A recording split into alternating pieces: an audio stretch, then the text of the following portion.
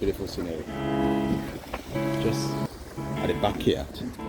If you're living in one of these houses around here, this is a view of dogs over there, the Canary Wharf just over there. And it's a nice place for people to come for a walk, especially on the right days like this. Walk along the Thames, which offers you a very, kind of a healthy, good feeling, kind of, as you can see in this video here. There, straight ahead. That's the Canary Wharf. This is Isle of Dogs, London. It's a large peninsula bounded on three sides by a large meander in the River Thames. I'm taking a trip around the Isle of Dogs near the Canary Wharf in the eastern part of London.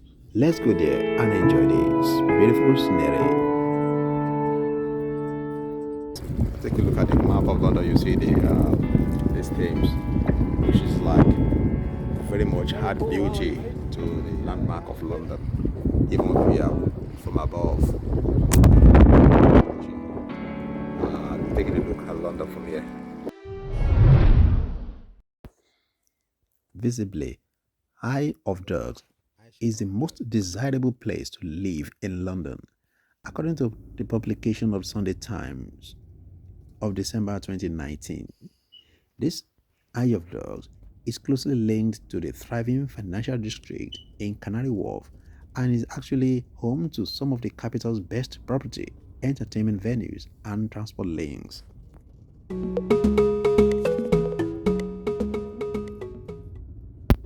You get in here on the train via Dockland Light Railway, in the stations through Cross Harbour, Moorchute, or Highland Garden. Very close inside here is South Quay Station. You can still also get around here through Heron Quay or the Canary Wharf Station, or in E14 area of London. Sincerely, you'll be overwhelmed by the skyscrapers, modern apartments, highly sophisticated and well-planned area that gives you maximum